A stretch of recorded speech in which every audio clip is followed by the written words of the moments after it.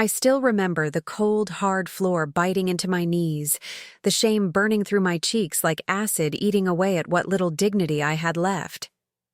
My son-in-law stood above me, arms crossed, that cruel smile playing at the corners of his mouth. My husband watched from the doorway and said nothing. Today, I'm going to tell you something I never thought I would share. Before we begin, I'd be truly grateful if you'd take a moment to like this video and consider subscribing to the channel. It helps me keep sharing these stories with those who need them most. My name is Margaret, and I live in a modest 2-bedroom apartment in Queens, New York. The walls are thin enough that I can hear Mrs. Chen's television through the plaster, and the radiator clanks and hisses like an angry beast every winter morning. I'm 72 years old, though some days I feel ancient, my bones carrying the weight of every sacrifice I've made, every promise broken by those I loved most.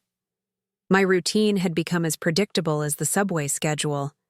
Wake at 6, make coffee in the old percolator my mother gave me 50 years ago, stare at the photographs lining the narrow hallway. My daughter Sarah as a baby, gap-toothed and laughing. Sarah on her wedding day, radiant in white lace, her new husband Marcus beaming beside her.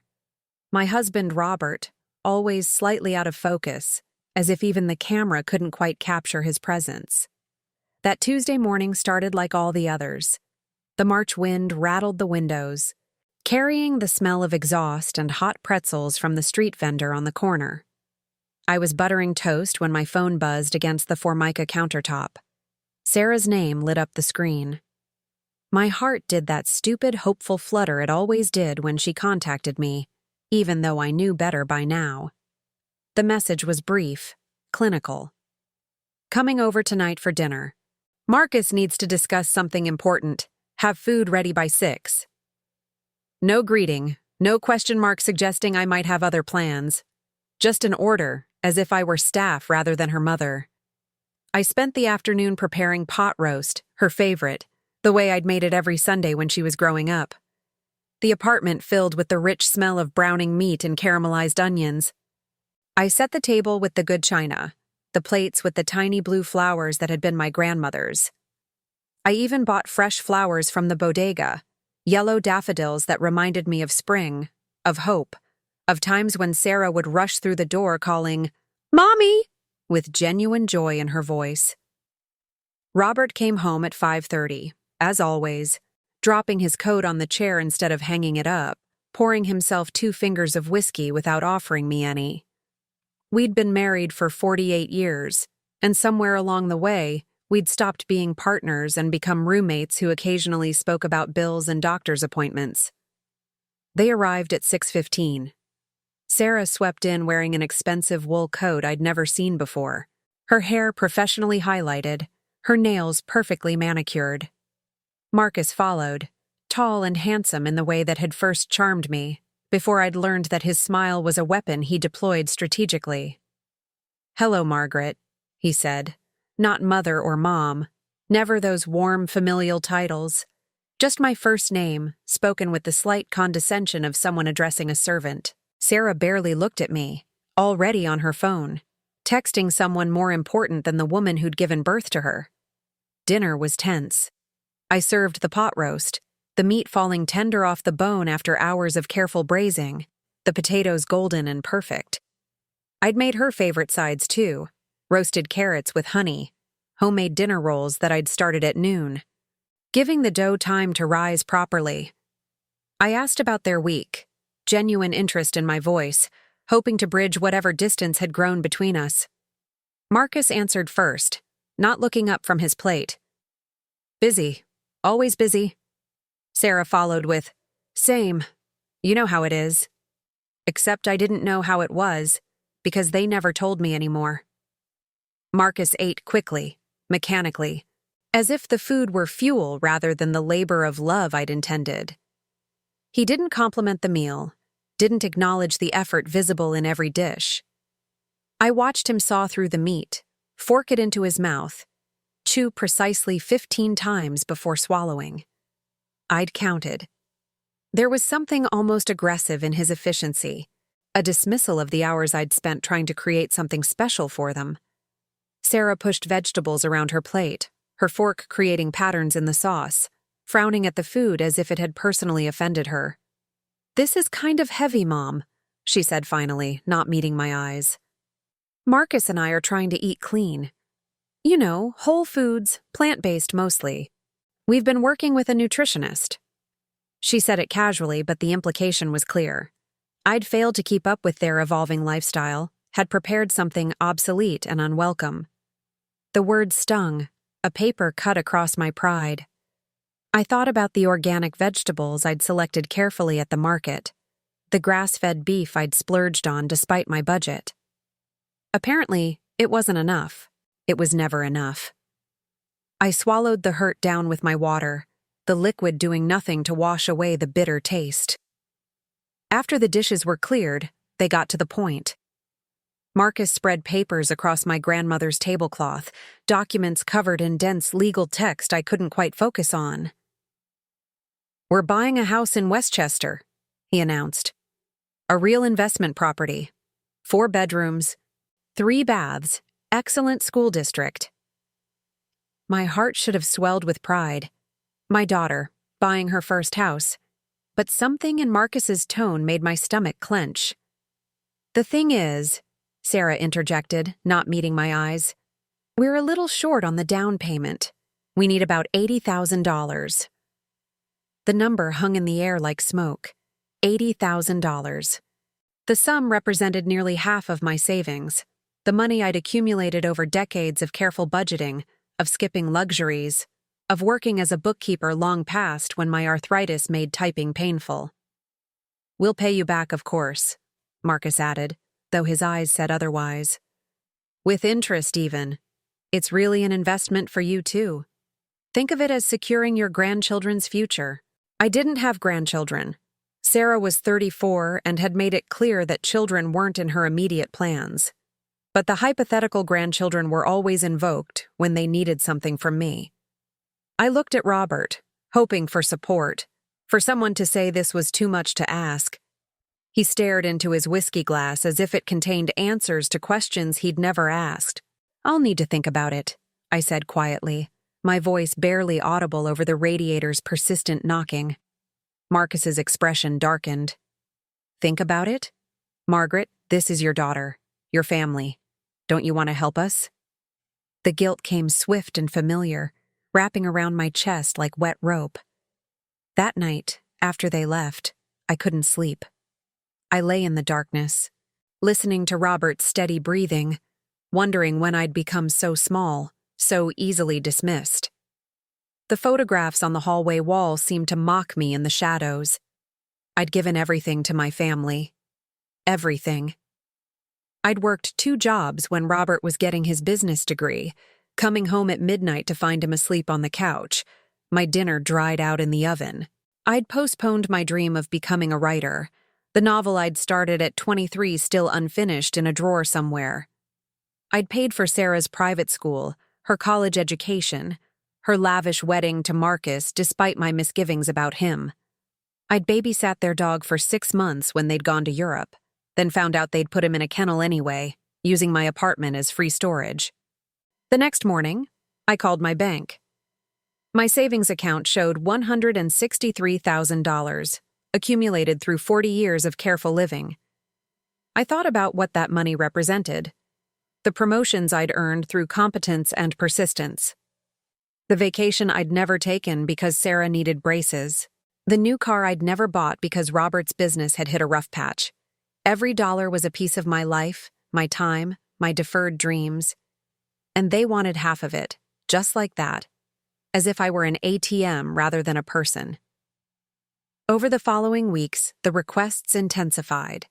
Sarah called daily, her voice oscillating between wheedling sweetness and cold anger.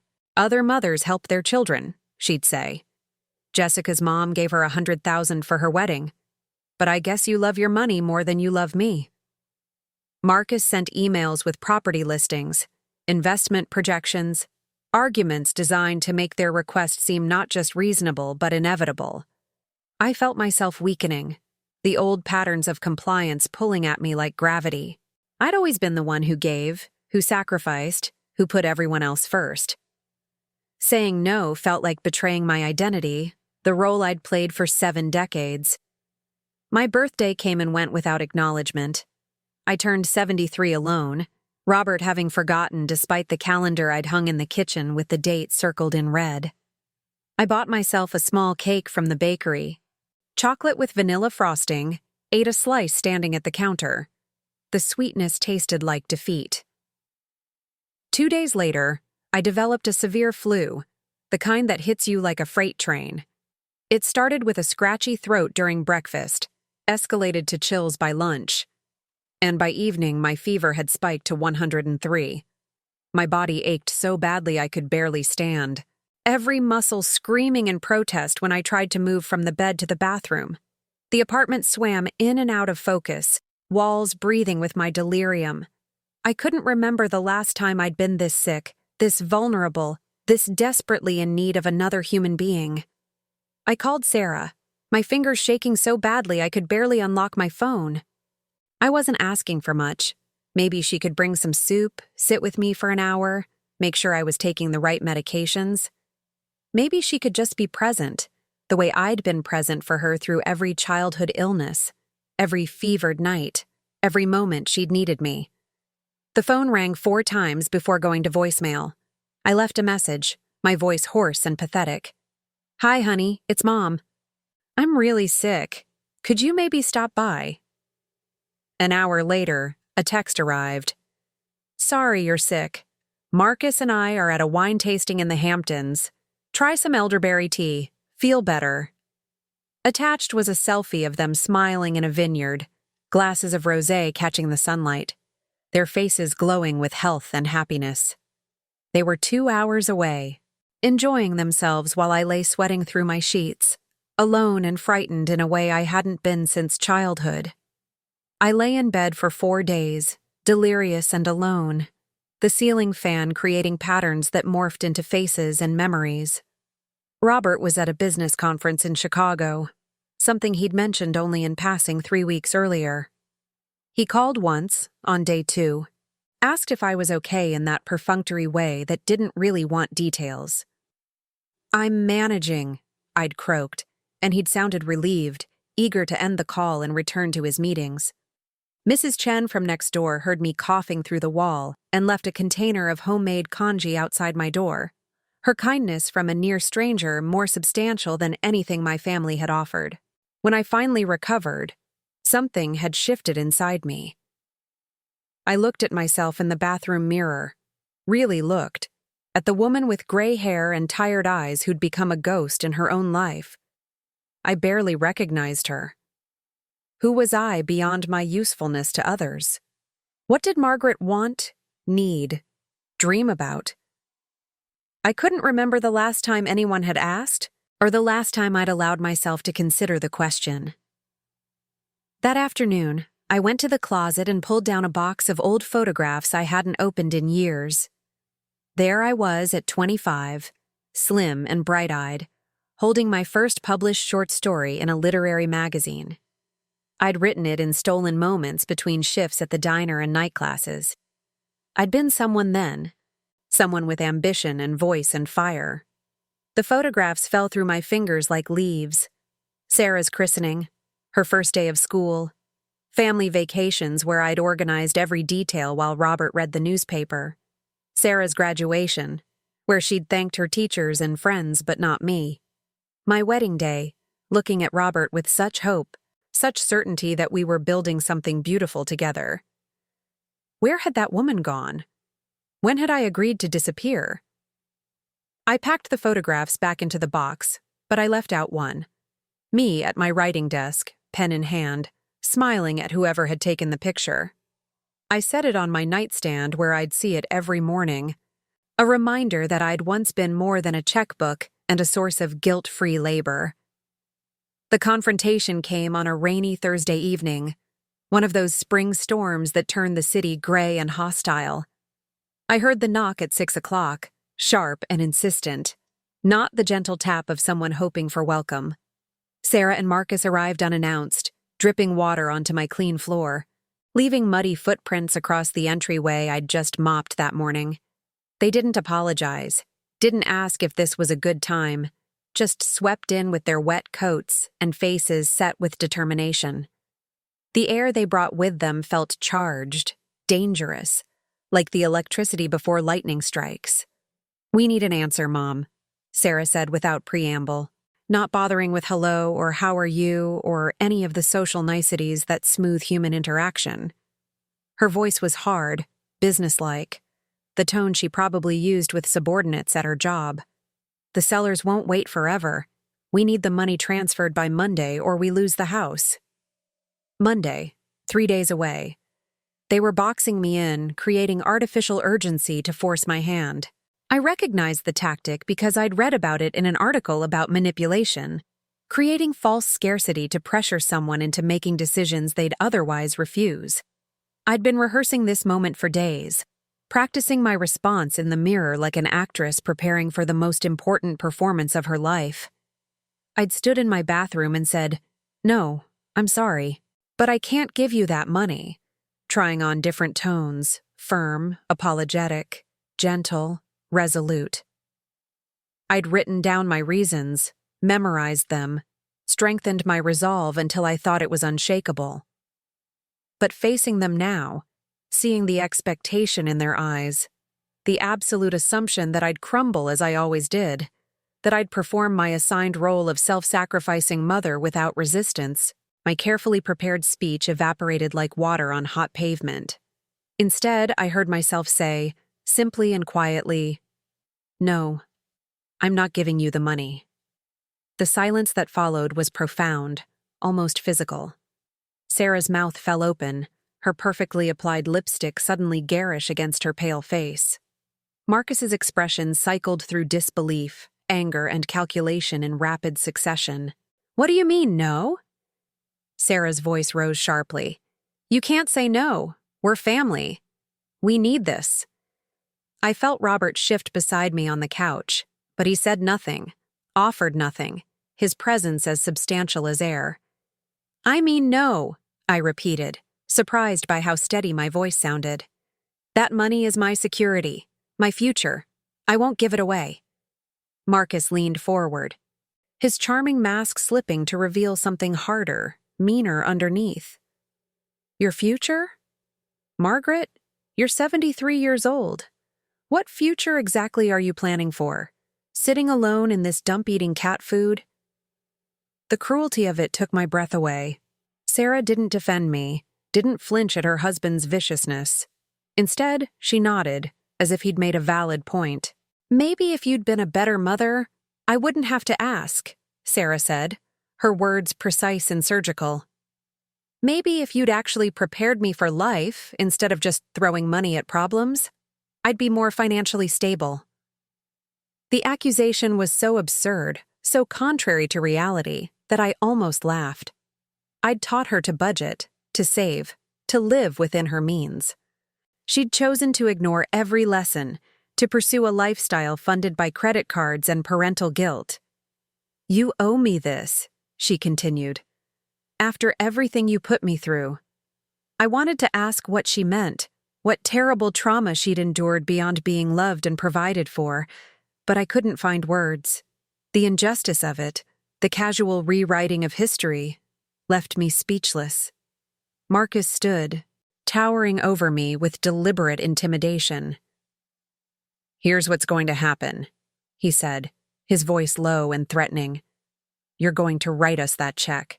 You're going to stop being selfish for once in your miserable life. And you're going to do it with a smile, because if you don't, you'll never see Sarah again. No visits, no calls, no relationship.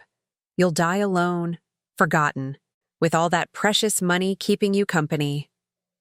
The threat hung between us, visceral and real. I looked at my daughter, hoping to see some flicker of the child I'd raised, the girl who'd once climbed into my lap during thunderstorms, who'd made me Mother's Day cards decorated with glitter and misspelled declarations of love. But Sarah's face was stone, unmoved by her husband's cruelty, perhaps even approving of it. I thought about capitulating, about writing the check just to restore peace, to keep them in my life even on these toxic terms. The old Margaret would have done exactly that, would have apologized for causing trouble, would have handed over the money with trembling hands. But something new had taken root inside me during those 4 days of illness, those hours staring at my younger self's photograph. I stood, my arthritic knees protesting, and walked to the door. I opened it, the hallway light spilling into my dim apartment. "Get out," I said quietly. "Both of you, and don't come back until you can treat me with basic human respect." Sarah's face flushed red. "You're making a huge mistake, Mother. Don't blame me when you're spending Christmas alone." They left, Marcus muttering curses under his breath, Sarah slamming the door hard enough to rattle the photographs on the wall. I stood there shaking, adrenaline flooding my system, hardly believing what I'd done. Robert finally spoke, his voice flat and distant. "That was foolish, Margaret. They're our only child. You've just alienated our daughter over money." His words, his automatic siding with them, felt like a betrayal worse than anything Sarah or Marcus had done. I turned to look at my husband of 48 years, really looked at him, and saw a stranger. A man who'd let me carry every burden, who'd watched me be mistreated and said nothing, who valued peace over partnership. "Maybe I have," I said, "but I've also finally stood up for myself. Something you've never done for me." That night, I didn't sleep. I paced the apartment, second-guessing everything, my phone silent and accusing on the kitchen counter. By morning, I'd made a decision. I called my bank and opened a separate account, transferring my savings into my name only, removing Robert's access. Then I called a lawyer, a woman named Patricia Chen, whose office was 3 blocks away, and made an appointment to discuss protecting my assets and potentially updating my will. The steps felt small but monumental, like learning to walk after years of crawling. The days that followed were strange and quiet. No calls from Sarah, no manipulative texts from Marcus. Robert moved through the apartment like a ghost, his silent disapproval a constant weight. But I also felt something unexpected: lightness. For the first time in decades, I woke up without immediately cataloging my obligations to others. I made coffee just for myself. I read the newspaper front to back instead of skimming while preparing breakfast. I went to the library and checked out books on writing, on reclaiming creativity in later life. It was there, in the library's reading room on a Tuesday afternoon, that I met Claire. The room smelled of old books and furniture polish, sunlight streaming through tall windows and creating pools of warmth on the worn wooden tables. I was sitting alone, struggling with a table of contents in a book about memoir writing. The small print swimming before my eyes as I'd forgotten my reading glasses at home. I was squinting, frustrated, about to give up when a voice beside me said, "The trick is to hold it at arm's length. Makes you look ridiculous, but it works." I looked up to find a woman perhaps 65, with silver hair cut in a stylish pixie that framed her face beautifully. She wore artistic glasses frames in deep purple that matched her silk scarf, and there was something about her, a brightness, an aliveness, that drew me immediately. She gestured to the empty chair across from me. "Mind if I sit? I've been watching you wrestle with that book for 10 minutes, and I couldn't stand not offering help anymore." Her directness surprised me, so different from the careful politeness I'd grown accustomed to in my interactions. "Please," I said, gesturing to the chair. She settled in with a sigh of contentment, setting down her own stack of books. Art history, mostly, with a few novels mixed in. "Are you a writer?" she asked, nodding toward my book, her voice warm with genuine interest rather than the performative curiosity people often deployed. "I used to be," I admitted, the words coming easier than I expected. "Or I wanted to be. I had dreams once, a novel I started. But then life got in the way. Marriage, motherhood, work. The usual story." I heard the bitterness in my voice and tried to soften it. I mean, I don't regret my choices. They just crowded out other things. Claire smiled, and there was something knowing and kind in her expression, as if she could see through my careful justifications to the regret beneath. Life's still happening, she said simply. It's never too late to get back in the way. The words hit me with unexpected force, bringing tears to my eyes that I blinked back quickly. When was the last time someone had offered me hope instead of reasons why things were impossible? We started meeting weekly at a small cafe near the library, a cozy place called the Painted Cup that served excellent coffee and had mismatched furniture that made it feel like someone's living room. We'd claim our favorite table by the window, ostensibly to discuss writing, but really to share stories, to laugh, to discover that friendship could exist without obligation or debt. Claire would bring her sketchbook and draw while we talked, her hands moving confidently across the page while her eyes stayed on my face, somehow capturing my expressions without looking. Claire was a painter, widowed 5 years earlier, with 3 adult children who lived across the country but called regularly. Not out of duty or guilt, but because they genuinely enjoyed talking to their mother, because they valued her perspective and presence in their lives.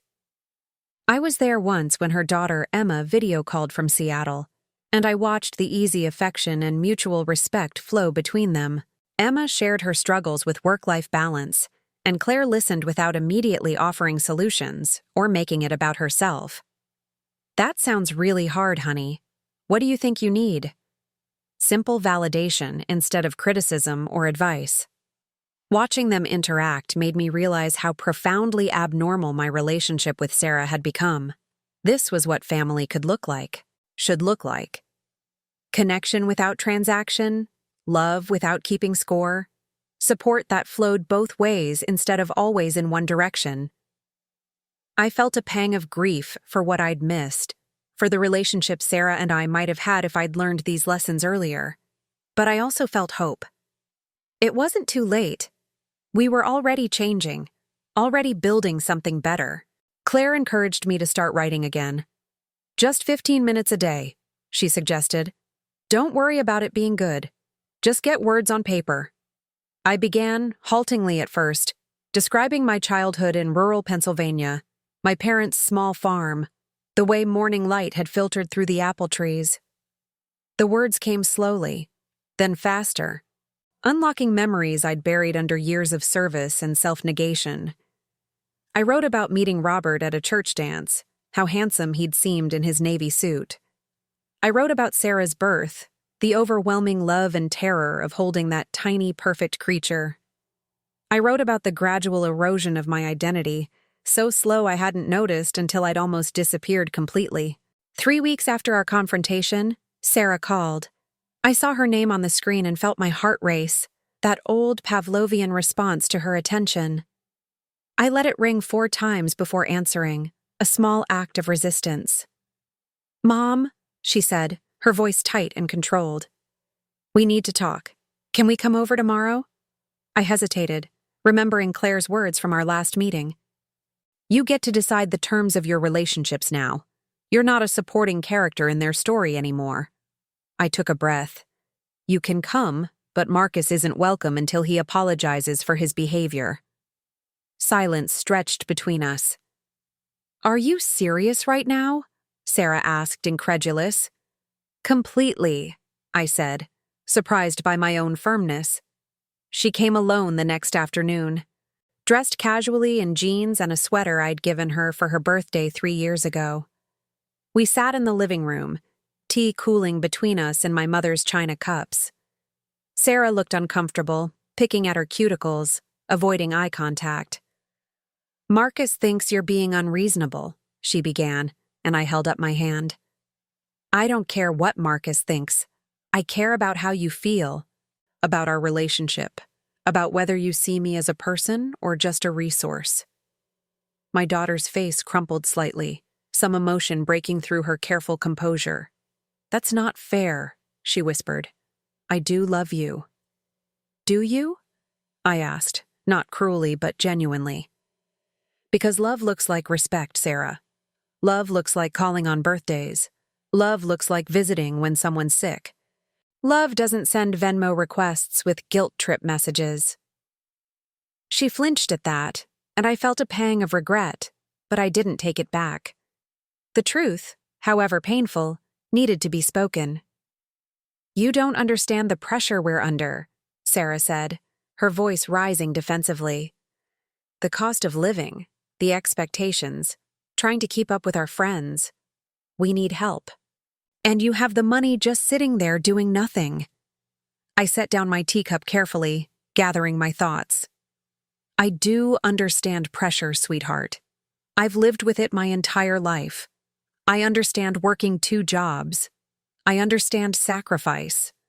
What I don't understand is entitlement, this belief that my money, my life's work, automatically belongs to you." Sarah stood abruptly, anger flashing across her features. "Fine, keep your precious money. I hope it keeps you warm at night when you're old and alone and nobody cares whether you live or die." She left, slamming the door with that same violence Marcus had displayed, leaving me sitting in the sudden quiet, tears streaming down my face. But even as I cried, even as my heart broke from my daughter's cruelty, I didn't regret my decision. For the first time, I'd chosen myself. That night, Robert came home late, whiskey on his breath, and announced he'd spoken with Sarah. "You need to apologize," he said flatly. "You're destroying this family over stubbornness and pride." I looked at this man I'd spent nearly 5 decades with and realized I'd been alone in this marriage for years, perhaps always. "No," I said simply. "I won't apologize for having boundaries."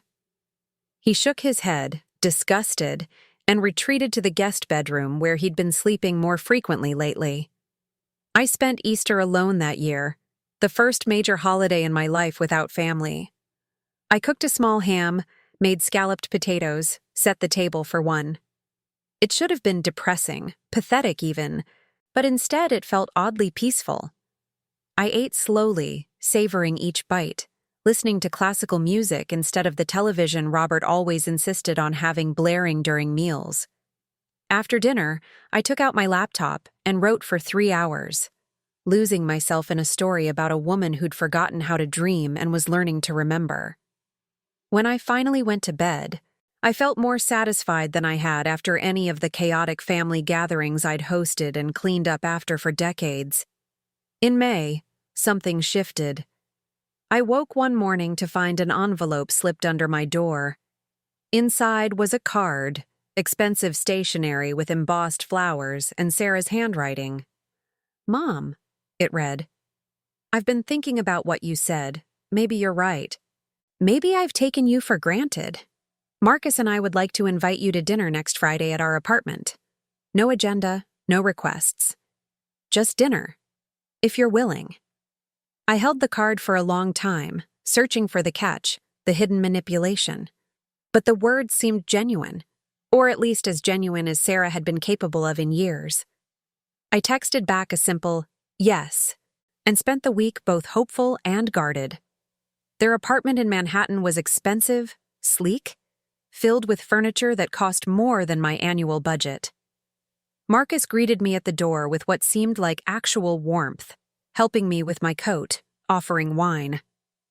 "Margaret," he said, and the formal distance in his voice was still there, but softer somehow. "Thank you for coming." Sarah had cooked, actually cooked rather than ordered takeout, and the meal was surprisingly good. We made small talk about weather, about a movie Sarah had seen, about the renovations happening in their building. The conversation was superficial but pleasant, a welcome change from the tense confrontations that had characterized our recent interactions. After dinner, as I helped clear dishes despite their protests, Sarah touched my arm. "Mom, can we talk? Really talk?" We sat on their cream-colored couch, Marcus discreetly disappearing into their bedroom to give us privacy. Sarah's eyes were red, whether from wine or emotion I couldn't tell. "I've been seeing a therapist," she admitted quietly, "since our fight. And she's helped me realize some things about how I've been treating you." I waited, hardly daring to breathe, hoping this wasn't another manipulation. "I've been entitled," Sarah continued, the words clearly difficult for her. "I've used you.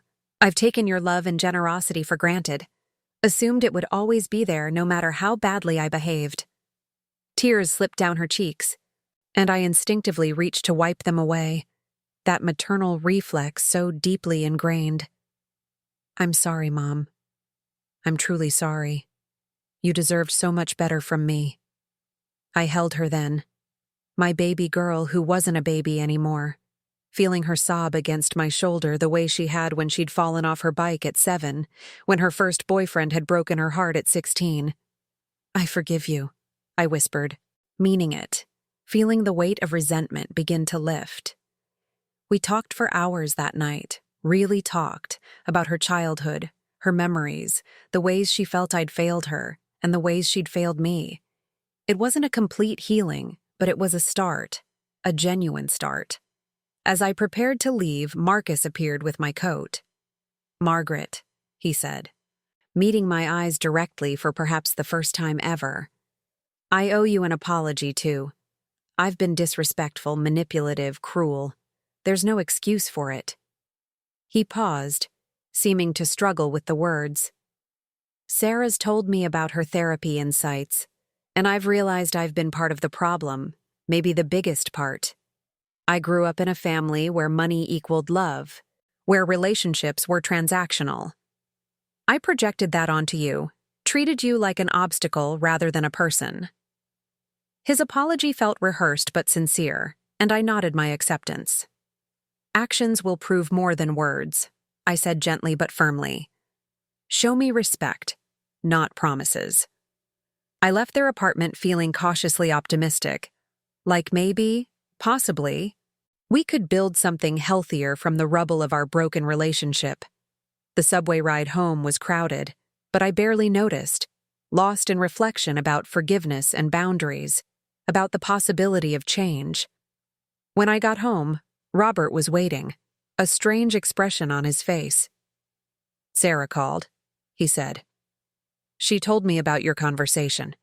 I waited for him to dismiss it, to minimize my pain as he always had. Instead, he said quietly, "I've failed you, Margaret. As a husband, as a partner. I've stood by while they mistreated you.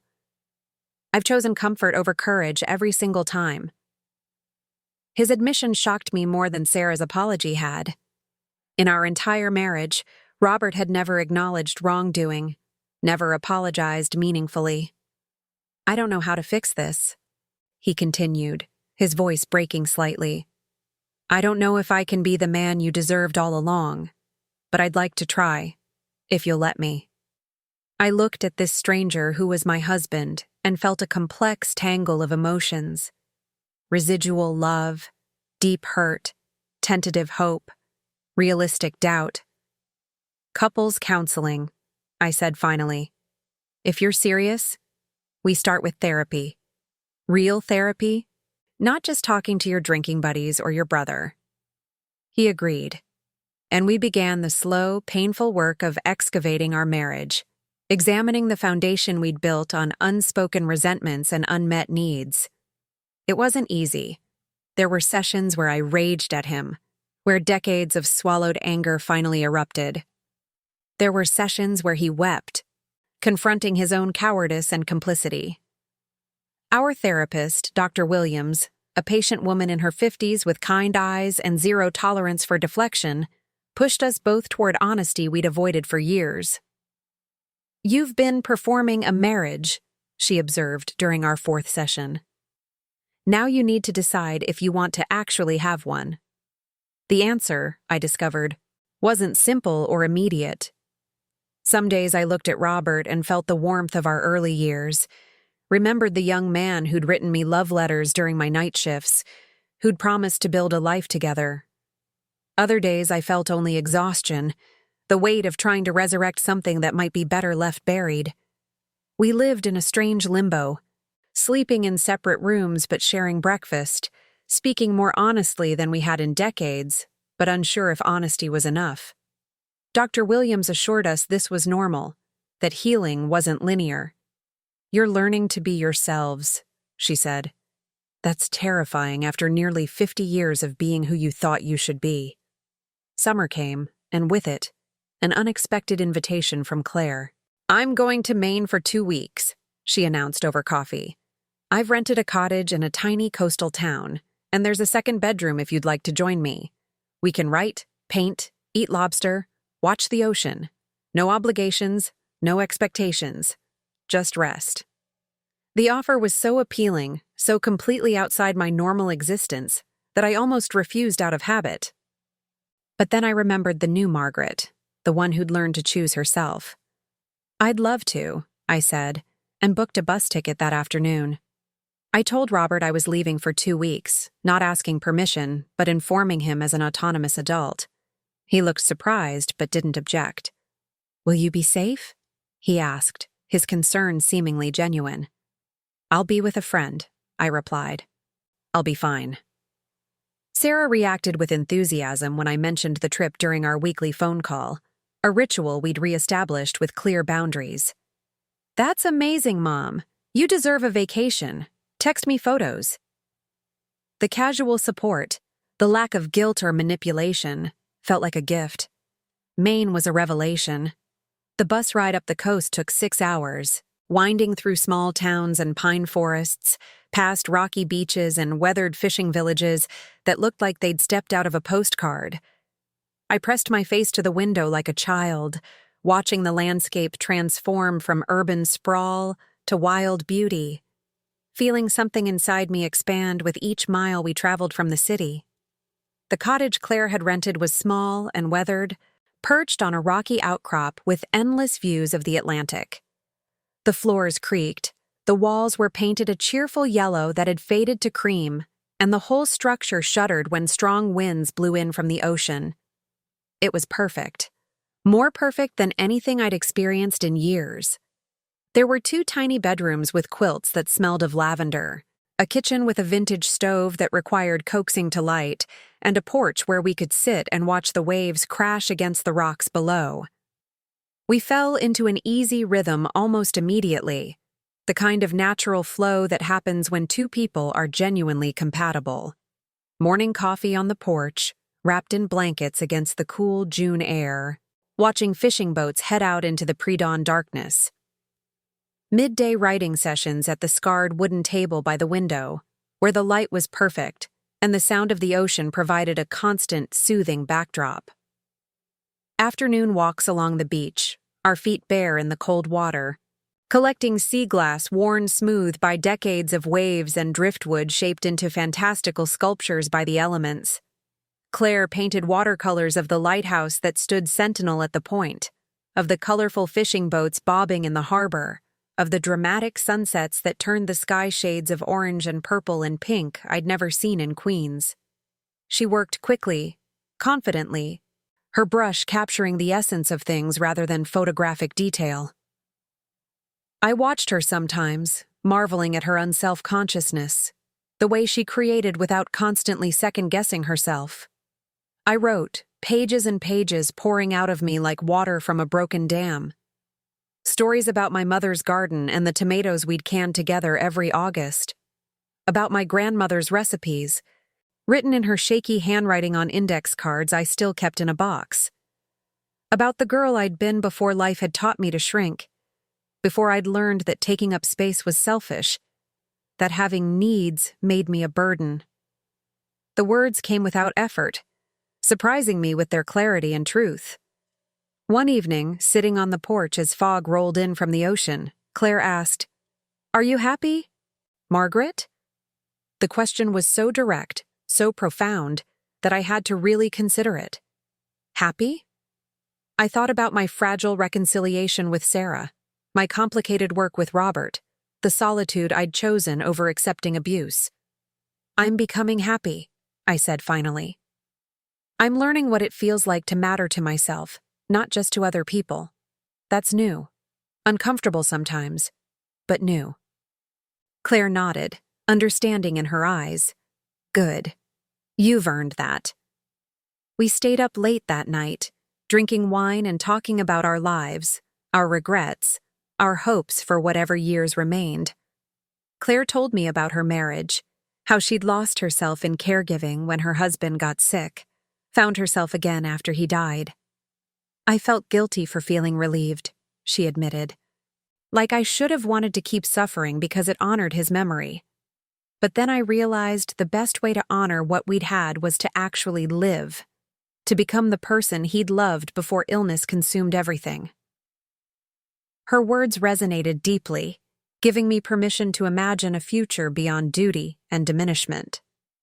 When I returned to Queens, tanned and rested and feeling more like myself than I had in decades, I found the apartment transformed.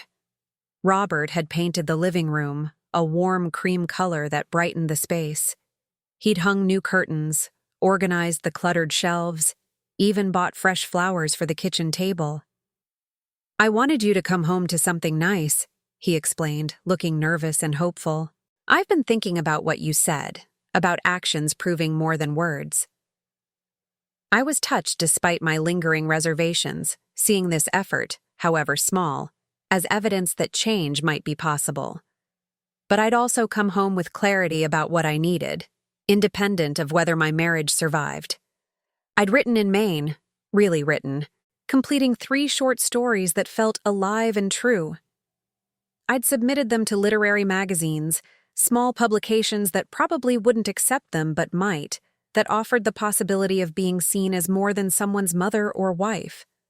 I'd made plans to continue my friendship with Claire, to take a writing class at the community college, to travel more, to say yes to experiences and no to obligations. Then came the family gathering in late August, a barbecue at Sarah and Marcus's new rental house in Westchester. They'd found a place within their budget, a charming colonial with a yard and good schools nearby, planning for the children they were now discussing seriously. I drove up with Robert, who'd been unusually quiet during the trip, classical music playing softly on the radio.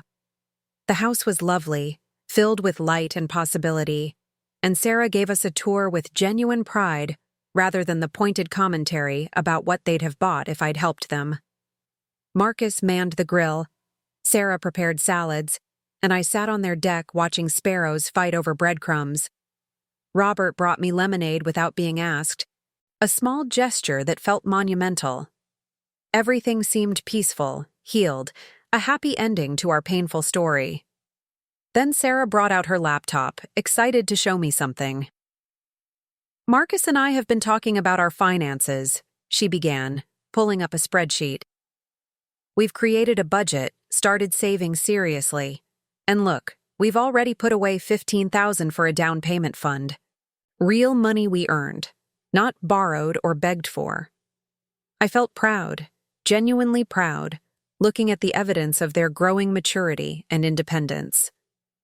"That's wonderful, sweetheart," I said, meaning it. "You should be really proud of yourselves."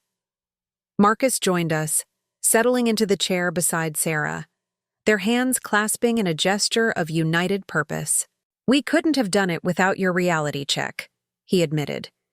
"You standing up to us, refusing to enable our entitlement, that was the wake-up call we needed. So thank you, Margaret. Sincerely." The gratitude was unexpected and moved me deeply. Maybe the pain had been worth it. Maybe setting boundaries had saved rather than destroyed our relationship. Then Sarah's phone buzzed with a text. She glanced at it, her expression flickering with something I couldn't quite read before her face smoothed into neutrality. "That's Jessica," she said casually. "She's asking if we're still coming to the Vineyard weekend next month." I nodded politely, having no idea what she was talking about. Sarah and Marcus exchanged a look, some silent communication passing between them. "Actually," Marcus said slowly, "we've been planning this trip for a while. A weekend getaway with some friends to a wine region upstate. It's been on the calendar for months." Months. A trip they'd been planning for months and never mentioned to me. I felt the old familiar sting of exclusion but pushed it down. They were adults with their own lives. They didn't need to report every plan to me. "That sounds lovely," I said evenly. "I hope you have a wonderful time." Sarah's expression shifted to something like guilt. The thing is, Mom, we did invite you. Marcus sent you an email about it back in June. You never responded, so we assumed you weren't interested. I frowned, pulling out my phone to check my email. Sure enough, buried in my spam folder was a message from Marcus with details about the trip, asking if I wanted to join. I'd never seen it, never known about the invitation, and they'd interpreted my non-response as rejection. I'm so sorry, I said, showing them the spam folder. I never got this. I would have loved to come. But even as I said it, a small voice in my head wondered if that was true. Would the old Margaret have jumped at the invitation, rearranged her schedule, made it work? Probably. Would the new Margaret? I wasn't sure. Sarah's relief was visible. Oh, thank God. I was so hurt that you'd ignored us, especially after we've been trying so hard to rebuild. The misunderstanding was innocent, the kind of technological mishap that happens. But it raised uncomfortable questions about our communication, about assumptions and unspoken expectations. The afternoon continued pleasantly enough, but something nagged at me, a sense of unfinished business lurking beneath the surface of our polite conversation. After dinner, as I helped Sarah wash dishes despite her protests that she had a dishwasher, I decided to address the question that had been nagging at me all evening. The kitchen was warm, steam rising from the sink where Sarah scrubbed a roasting pan. Through the window, I could see Marcus on the deck, talking on his phone, animated and happy. It felt like the right moment for honesty, this domestic intimacy we'd shared so rarely in recent years. Can I ask you something honestly? I said, picking up a dish towel to dry the wine glasses she'd already rinsed. Sarah nodded, her hands sudsy with soap, a strand of hair falling across her face. Of course, Mom. What is it? I took a breath, choosing my words with care. This was the kind of question the old Margaret would never have asked, too afraid of the answer, too committed to preserving the illusion of perfect harmony. That weekend trip, the email that went to spam, were you hurt when you thought I'd ignored you, or were you relieved? Sarah's hands stilled in the water, soap bubbles clinging to her fingers. What do you mean? She asked carefully, not looking at me, her voice taking on that guarded quality I'd come to recognize as her defense mechanism. I pressed on, needing to know the truth even if it hurt. I mean, did part of you hope I wouldn't come? That you'd have your friends to yourself without your elderly mother tagging along? That you could be Sarah, just Sarah, not someone's daughter for a weekend? The words hung between us, honest and vulnerable and terrifying. Sarah didn't answer immediately, and her silence was answer enough. It's complicated, she said finally, her voice small. I do want you there, want you in my life. But sometimes I also want my own life, separate from being your daughter. Is that terrible? I felt the truth of it settle over me, heavy but not crushing. No, I said quietly. It's honest. And honesty is what we need. We finished the dishes in contemplative silence, and I realized that healing wasn't about achieving perfect closeness. It was about finding a balance between connection and autonomy, between being family and being individuals. The drive home was quiet. Robert seemed lost in his own thoughts, his profile shadowed in the fading light. They're doing well, he said finally as we approached the city. Sarah and Marcus, they're growing up. I agreed, feeling both proud and sad, recognizing that their growth required me to continue my own. When we got home, I found a message on the answering machine, the old-fashioned device I'd refused to replace. It was from a literary magazine, one of the publications I'd submitted to in Maine. Ms. Hartley, this is Jennifer Wu from the Autumn Review. We'd like to accept your story, The Apple Trees, for publication in our fall issue. Please call us to discuss details. I played the message 3 times, hardly believing it. Publication.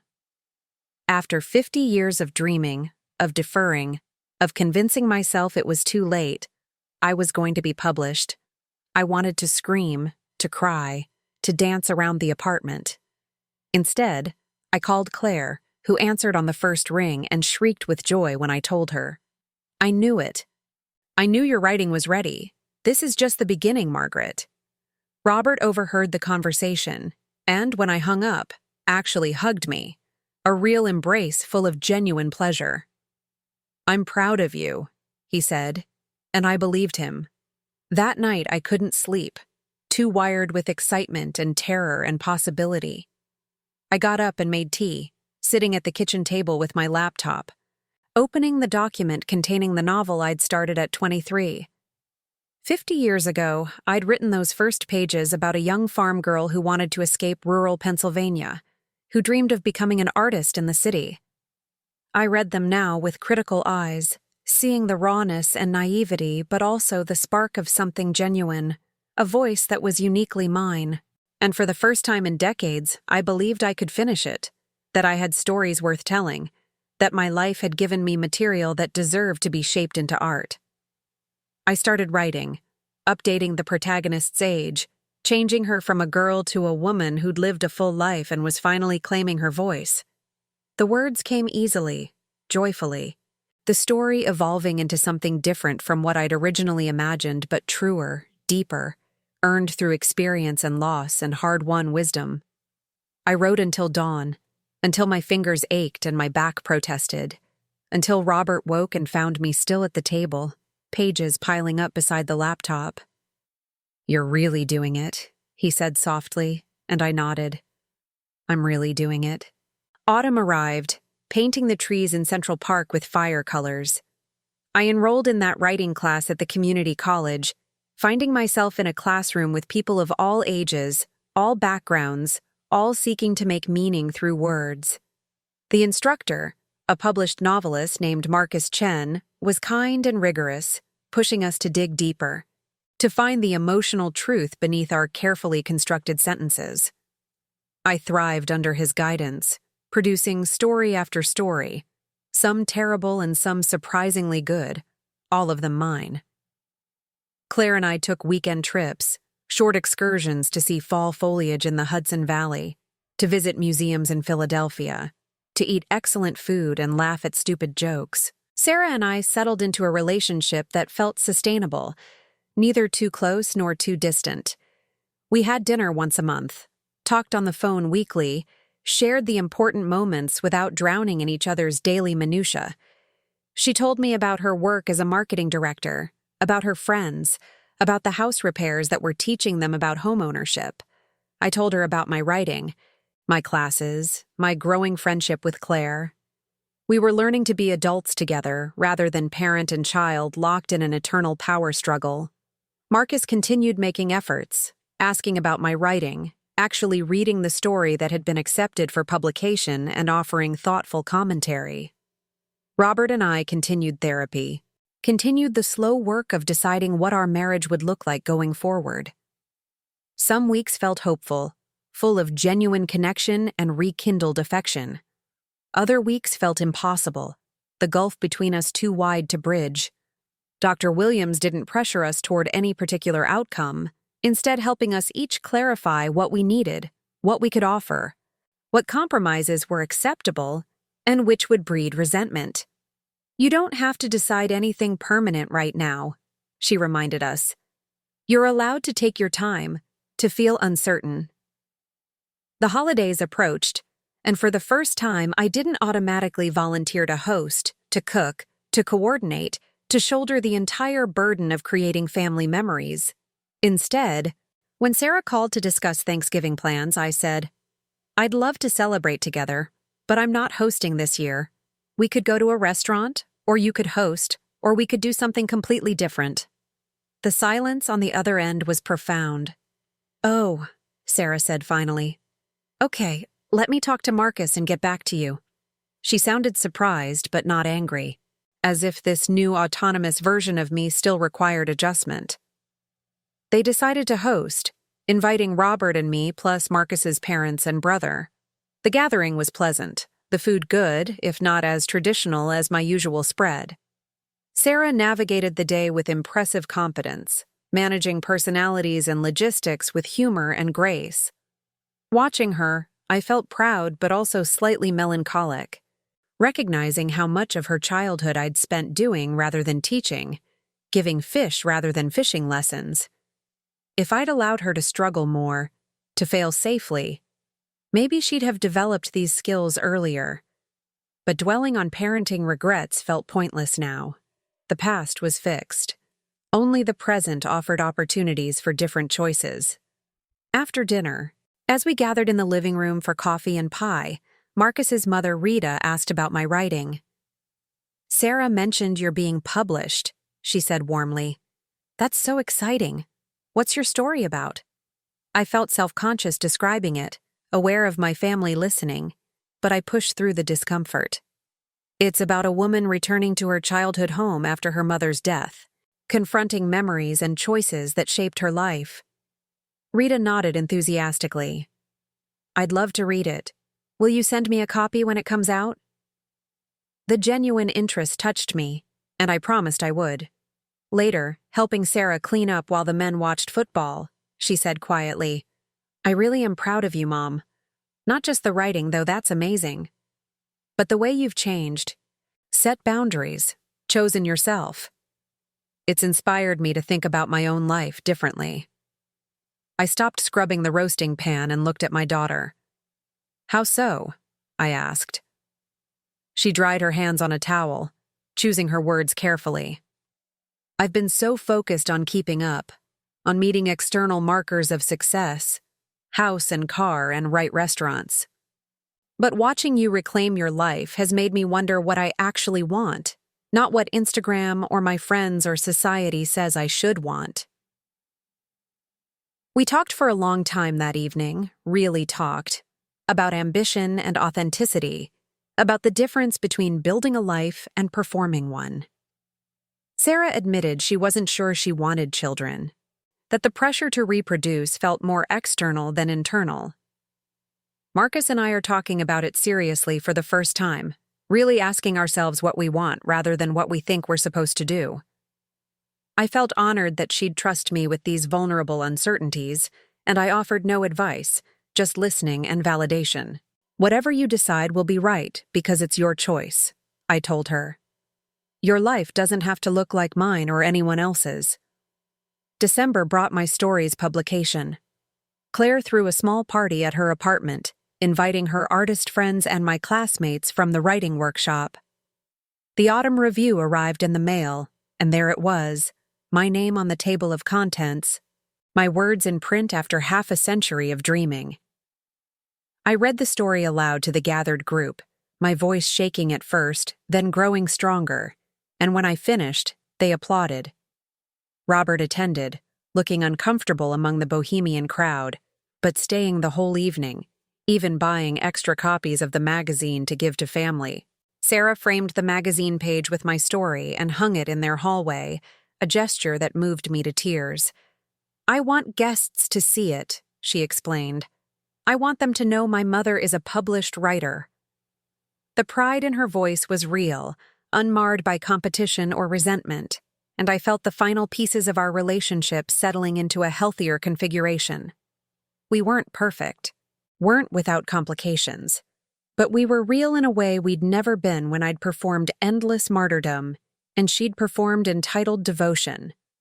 Winter deepened, the city transforming under blankets of snow.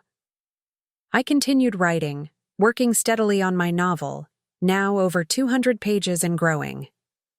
Claire and I planned a spring trip to New Orleans, eager to explore a city neither of us knew. Robert and I celebrated our 49th anniversary with dinner at a nice restaurant, the conversation easier than it had been in years. We still hadn't resolved the fundamental questions about our marriage's future, but we'd stopped demanding immediate answers, allowing the relationship to evolve organically.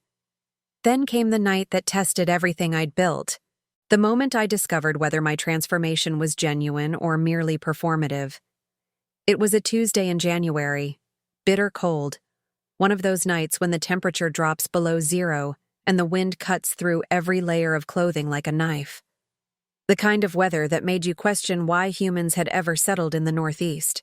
why we'd chosen to build our lives in a place that seemed actively hostile to our survival. Robert was at a business dinner with potential investors, something he'd actually told me about in advance, even asking if I wanted to join him.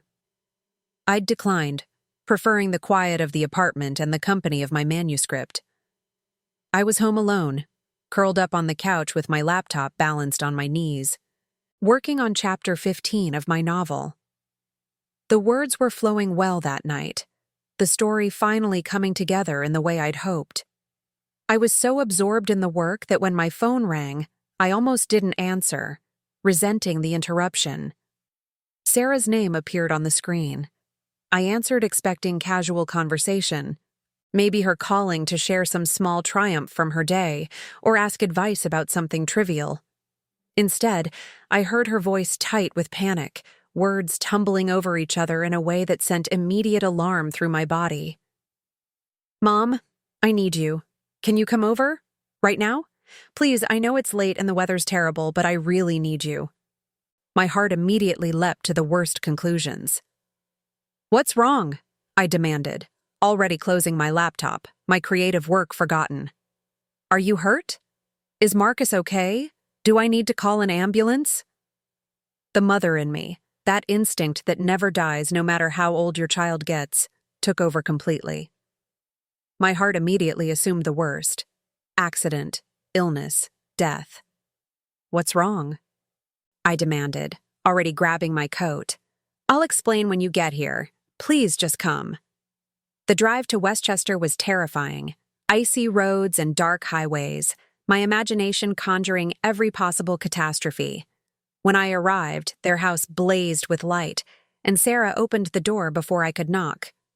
She looked terrible, face blotchy from crying, hands shaking. "What happened?" I asked, pulling her into a hug. "Are you hurt? Is Marcus okay?" She nodded, pulling away.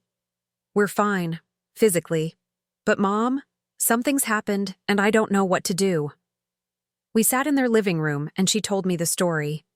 Marcus had been offered a dream job in San Francisco, a massive promotion with a tech company, triple his current salary, stock options, the kind of opportunity that could change their financial trajectory permanently. "It's everything we've worked toward," Sarah said, her voice breaking. "The money, the prestige, the career advancement." I waited for the but. "But I don't want to go," she admitted, fresh tears spilling down her cheeks. "I've built a life here. My job, my friends, my therapist, and you, Mom. I've just gotten you back. I don't want to move across the country right when we've finally figured out how to be family." The old Margaret would have immediately sacrificed, would have told her to take the job, would have minimized her own feelings to make the decision easier. The new Margaret took a breath and spoke her truth.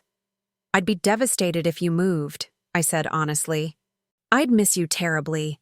Our monthly dinners, our phone calls, knowing you're close enough to visit. That would be a real loss for me." Sarah looked surprised, as if she'd expected me to immediately prioritize her opportunity over my own feelings.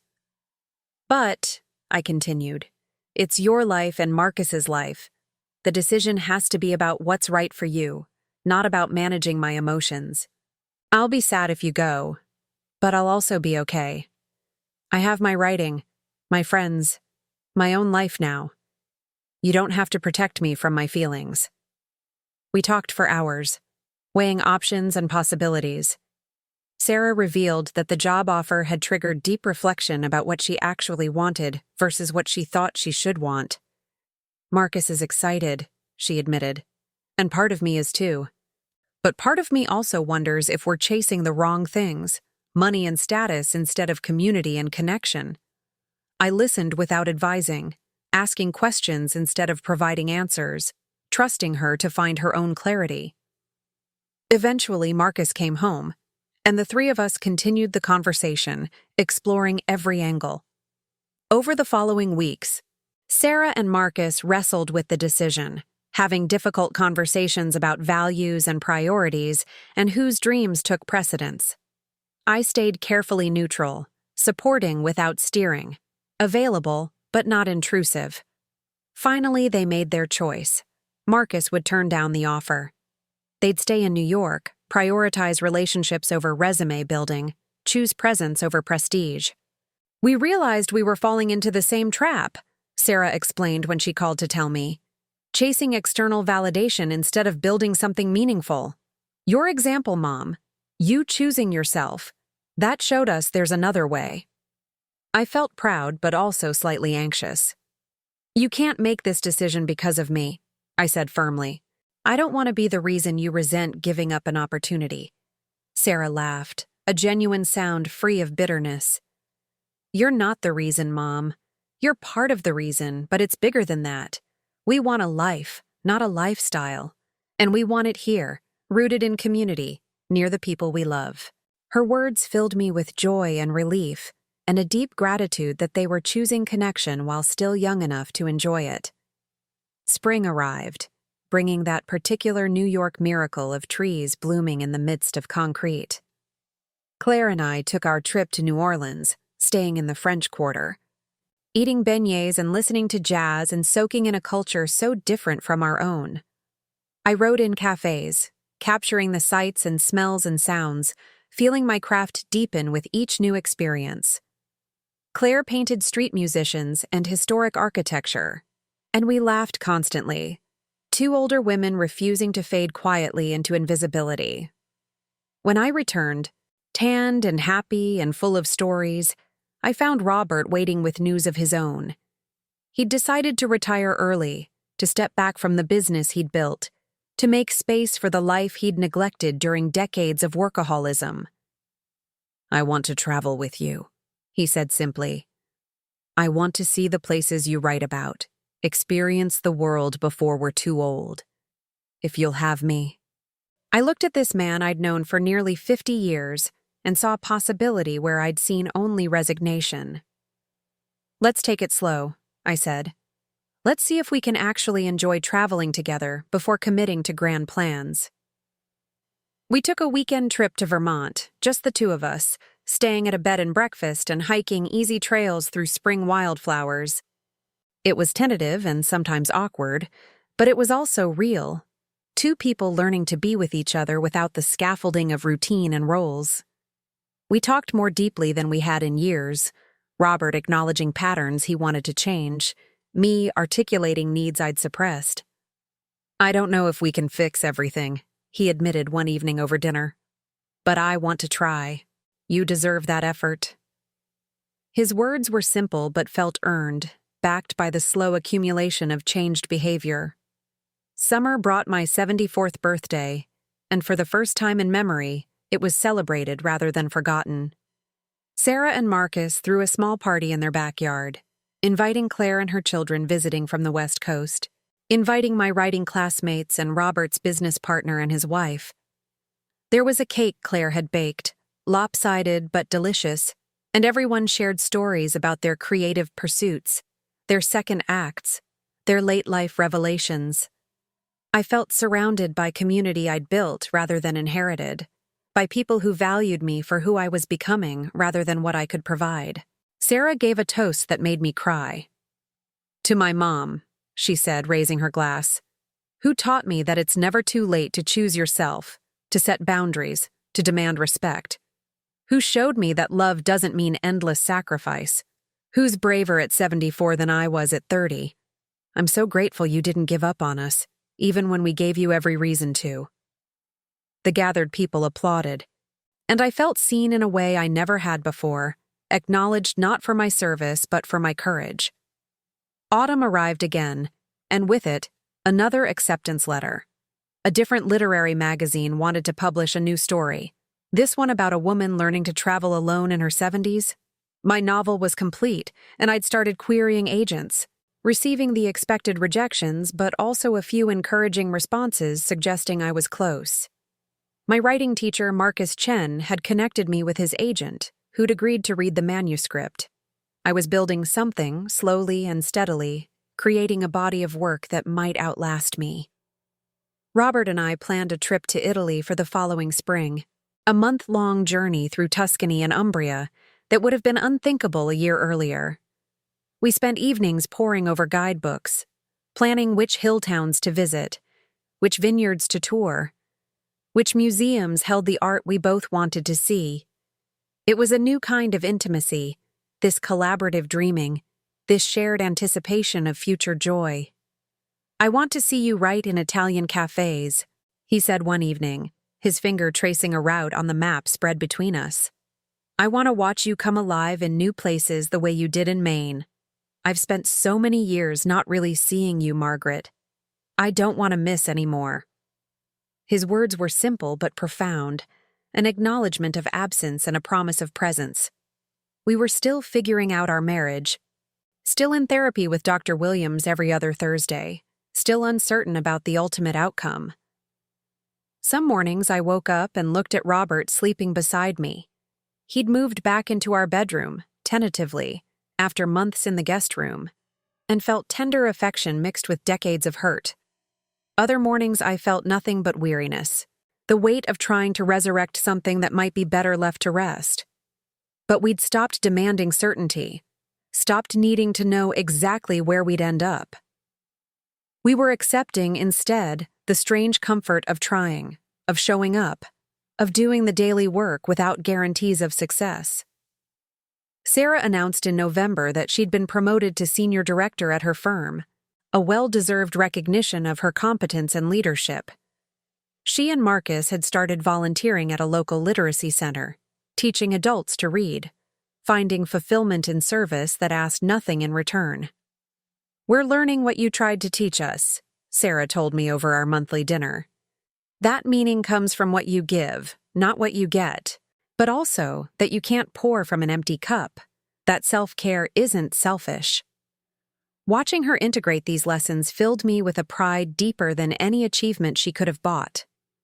Now, as I sit in my apartment on a December evening, snow falling softly outside my window, I think about the journey of these years. From the woman who knelt on her son-in-law's floor, humiliated and powerless, to this woman who writes and travels and chooses. The transformation wasn't dramatic or sudden. It came in small decisions, tiny acts of courage, daily choices to honor myself.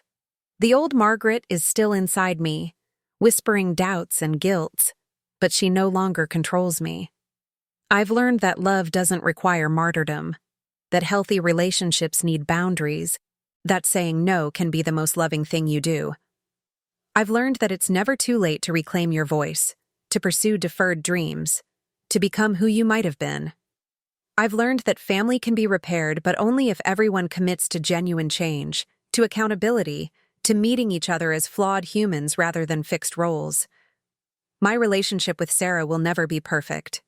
We'll still hurt each other, still stumble over old patterns, still need to actively choose healthier responses. But we've built something real, earned through pain and forgiveness and mutual effort. My marriage to Robert remains uncertain in its ultimate form, but we're learning to be honest, to see each other, to try. Whether we stay together or not, we're finally showing up authentically rather than performing a script written 50 years ago. The greatest gift of these years has been discovering myself. Not the wife or mother or caregiver, but Margaret. The woman who loves words and art and friendship. The woman who deserves rest and joy and respect. The woman who can fill her own cup and then, only then, choose what to share. I wake up now excited for the day, rather than dreading obligations. I make plans that serve my interests rather than everyone else's needs. I've learned to be alone without being lonely, to find company in my own thoughts and creativity. And I've learned that transformation isn't selfish. By choosing myself, I've paradoxically become more available for genuine relationship. I can love Sarah more freely now that I'm not drowning in resentment. I can appreciate Robert's efforts now that I'm not constantly disappointed by his failures. I can receive Claire's friendship now that I believe I deserve it. Liberation benefits everyone, not just the person setting boundaries. As I close my laptop and prepare for bed, I think about the woman who might read this story, who might recognize herself in these struggles. Maybe you're that woman, exhausted and diminished, convinced it's too late to change. I want you to know it's not. I want you to know you deserve respect, joy, autonomy. I want you to know that setting boundaries isn't cruelty, it's clarity. That saying no isn't abandonment, it's self-preservation. That choosing yourself isn't selfishness, it's survival. Your family might resist your transformation. They might guilt you, manipulate you, threaten to withdraw love. Some relationships might not survive your evolution. That's painful but sometimes necessary. The people who truly love you will adjust, will do their own work, will meet your healthier self with relief rather than resentment. And if they can't, if they prefer you diminished and compliant, then the relationship was built on exploitation rather than love. You have permission to want more, to be more, to demand more. Permission to pursue interests that serve no one but yourself. Permission to spend money on experiences that bring you joy. Permission to rest without earning it through service. Permission to take up space, to speak your truth, to exist as more than a supporting character in everyone else's story. You've spent decades caring for others. Now it's your turn. I don't know how many years I have left. 74 isn't young, and my body reminds me daily of its limitations. But however many days remain, I'm determined to live them fully, authentically, joyfully, to write stories that matter, to travel to places that inspire me, to nurture relationships that nourish rather than deplete, to be Margaret, in all my complicated, imperfect, evolving glory. That's my story. That's my truth. That's my invitation to you to write your own liberation. Have you lived through something similar? Or do you know someone who has? Share your story in the comments below. Your experience matters. Your voice deserves to be heard. If this story resonated with you, please consider liking this video and subscribing to the channel. It helps these messages reach the people who need them most, the women and men who are ready to reclaim their lives, who are brave enough to choose themselves. Thank you for listening. Thank you for being here. Thank you for taking this journey with me.